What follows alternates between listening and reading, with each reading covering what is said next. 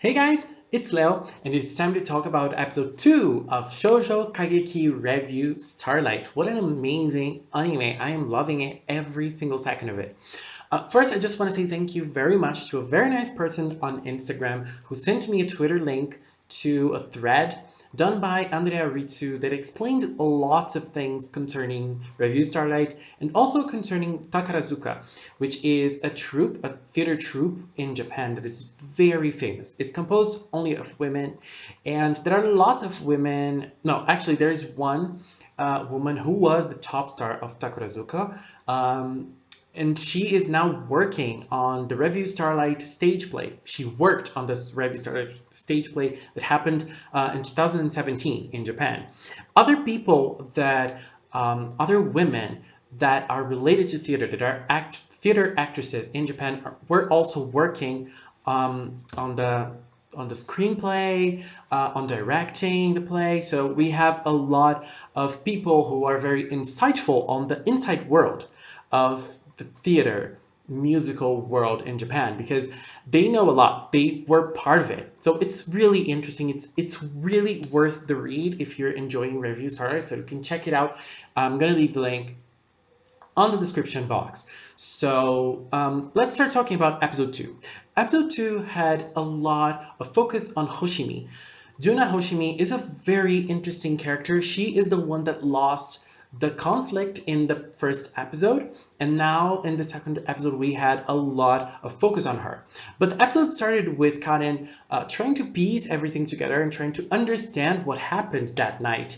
But that giraffe said that if she talks about it with people that don't know about it, she will get disqualified and she won't be able to participate in the auditions anymore. So that leaves it with this very secret feeling. You can't talk about it with anyone. Well, at least from what I can understand, she can talk about it with people that are participating already. So she can talk about it with some people, but that limits a lot of the relationships that you can have outside of this. So she wanted to talk about it, and she could talk about it with Hikari, her childhood friend, or with Hoshimi, but none of them wanted to talk about it with her. And one thing I noticed is that when they were having classes, Karen was not really focused on the classes themselves. She wasn't focused on the exercises. She's always trying very hard in everything, but she doesn't really excel in anything. While the other girls, they seem to be in a kind of a different level because they can do at least what the classes are supposed to be teaching. They can fulfill the roles. They can dance, they can stretch, they can sing, and it doesn't really seem that she can. I mean, she is the perfect protagonist, anime protagonist, that most people can look at and relate to. And, well, because of that, she had a confrontation with Hoshino while they were dancing, while they were practicing. And I really understood how Hoshino felt because Hoshino, you can see that Hoshino, I'm calling her Hoshino. No, it's Hoshimi. Sorry. You guys know I'm horrible with names. So Hoshimi tries really hard. And she's always trying, she's always studying, she's very focused in what she does. So it must be really frustrating for you to see someone who's not, at least apparently, not trying so hard as you. And that person is still succeeding and you're not. And what can I do to get on their level? And we learned, after that scene, we learned that Hoshimi was actually trying so hard and she ended up fainting because she is practicing day and night. She's restless in her training because she takes it really seriously. And this is a very common thing, especially in the Eastern world, at least from what I can see, at least in the entertainment world, the artists, they try really hard. They take the job to such an extreme level. There are lots of things about idols, especially in Korea and South Korea. There are lots of things about idols that really give up their lives to become idols and to try very hard, and you see some of them even fainting on stage. In Japan, I don't know if that it's that different. We really see people struggling, and trying really hard to be able to, to be a great artist and to follow their crazy schedule. We see artists taking break. We see idols having to take lots of breaks because of that. And in one case that I know a lot about, Ayumi Hamasaki even lost the hearing of one of her ears because of how much she worked, and she had to take a break to recover from a problem that she had. I don't really know what it was, and she couldn't. She decided to go back to the stage. So in Japan, and I it's part of their culture, I guess. There is this feeling of going to extremes, to trying very hard and going to extremes, even sometimes sacrificing your own health so that you're able to get there, to get there in your, maybe not even your dreams, but your work, your profession. And people really take professionalism to another level. So I could totally see what Hoshimi was going through. And she's really trying that hard. And even though she's fainting, and even though she is like at her limit, she is still not able to go to the next step and take the center position. And center position is also a very important thing. I've been watching that reality show Produce. I've been watching the Produce 48 edition because it features some Japanese girls and some Japanese idols, and I like idols. And it's a Korean reality show, and we can see how much the center of a group is important. But I want to wait on that a little later. So Hoshimi was really suffering from it.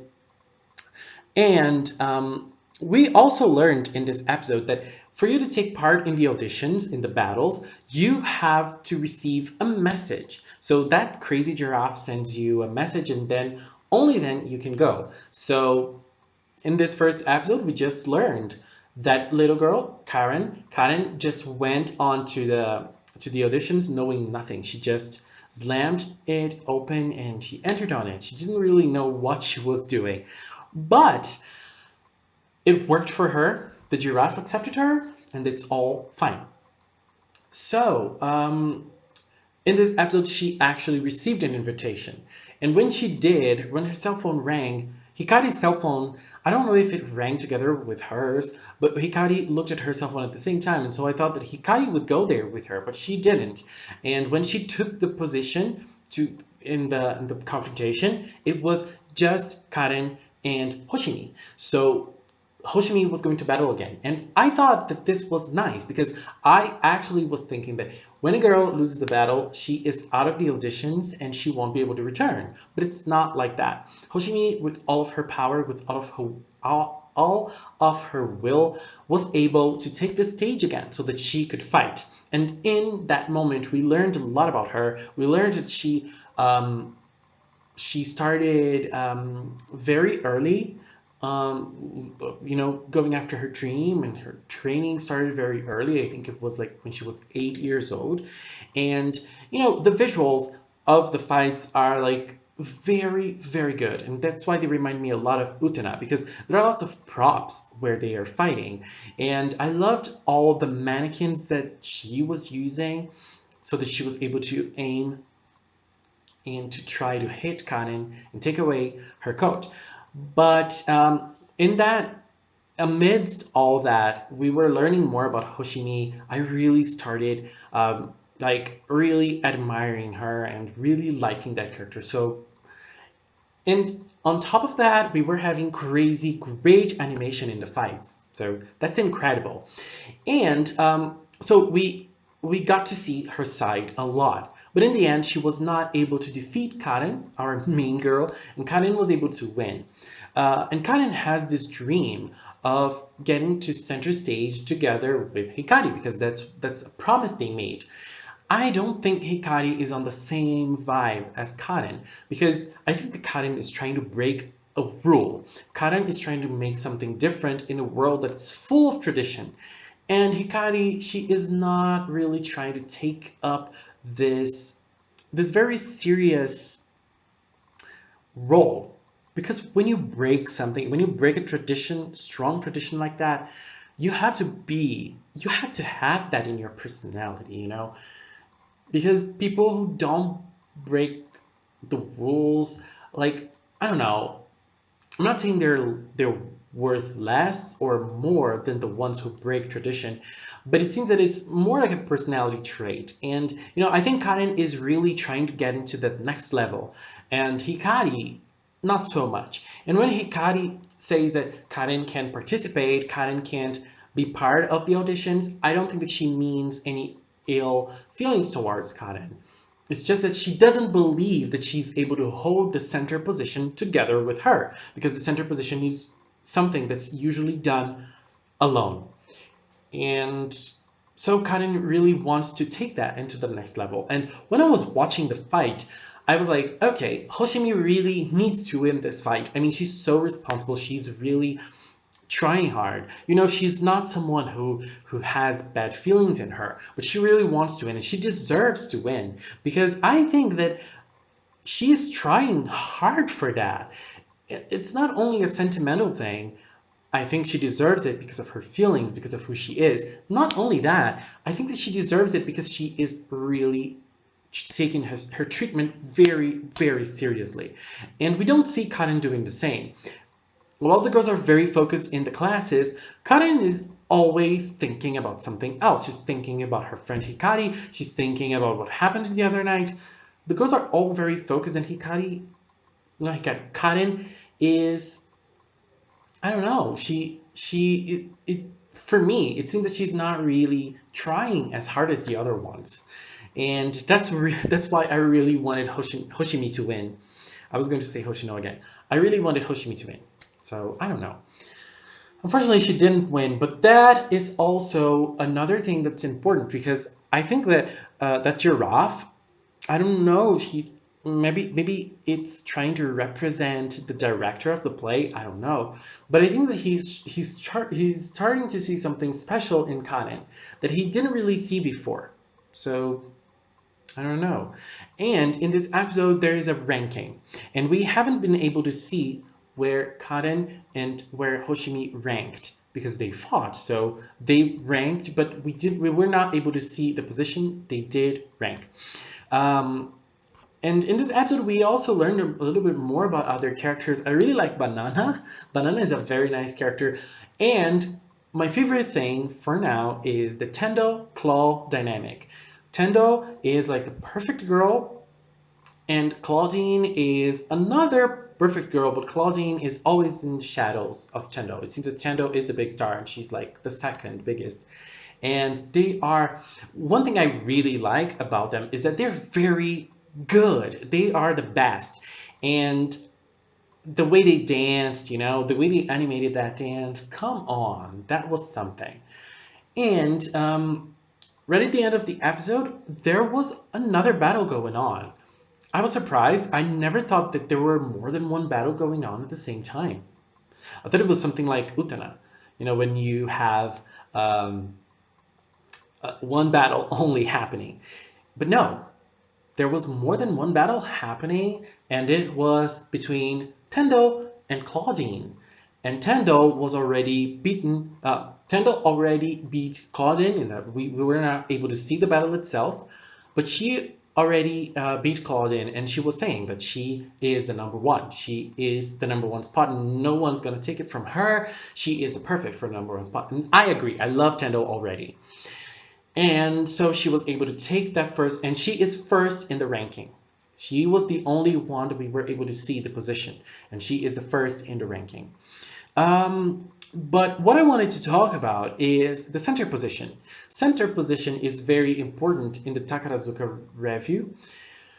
The girls who take center position are the biggest ones, and there are lots of factors that play into that. But from my experience, being a fan of idol groups, being also a part of fandoms as well, you can understand that sometimes there are people that like the girls who are not center, you know, and I would dare say that there are some idol groups that don't even have like a center position anymore. The center position is always rotating and it's always changing with like two or three girls that are main girls, but everyone gets a chance to shine. And I don't know, I feel like everyone has their worth and their value in a group, even if you're not the center. And I think that that's one of the things that Hoshimi took from this. You know, after she lost, she was able to become a little more hopeful towards her future. And she was able to see things through a different light that she saw before. And I really liked that because I don't think the center position is everything. It's obviously important. It's obviously something that they should strive for because it's the biggest thing that you can achieve in theater, at least in the Revue Starlight show. But you know, it's not only that, and you can achieve your dreams of being a performer, of being an actress, of being a singer, in so many different ways, and maybe um, they can fulfill their artistic needs, not only being centered, but being in lots of different positions in the play, you know? And I think that's one of the things that Hoshimi learned, and I'm glad for that. So I'm happy for her because she would never get a chance to be the center because we have Dendo and Claudine, and at the same time, we now have Karin, who is a very big contender, and also Hikari, who's also a very big contender for the main part. And that's something. I'm so sorry I talked a lot. And so I hope you guys enjoyed it. And I hope you guys enjoyed episode 2. I'm really, really enjoying it. One bad thing was that at least when I watched it, the song that they sang when they were dueling, Hoshimi and Kanen were dueling, was not subbed. And I really believe that those songs, they add a lot into the character's development and to what's going on in the scene. So unfortunately, I thought that my experience could be richer. So I'm going to try and look for other fan subs that are going to do episode 2 because I really want to see what they're talking about in that song. I'm pretty sure it's important. Anyways, guys, that was it. Please leave a comment with your opinions. Let's keep our talk in the comment box. Thank you so much for watching, and until next time, bye bye.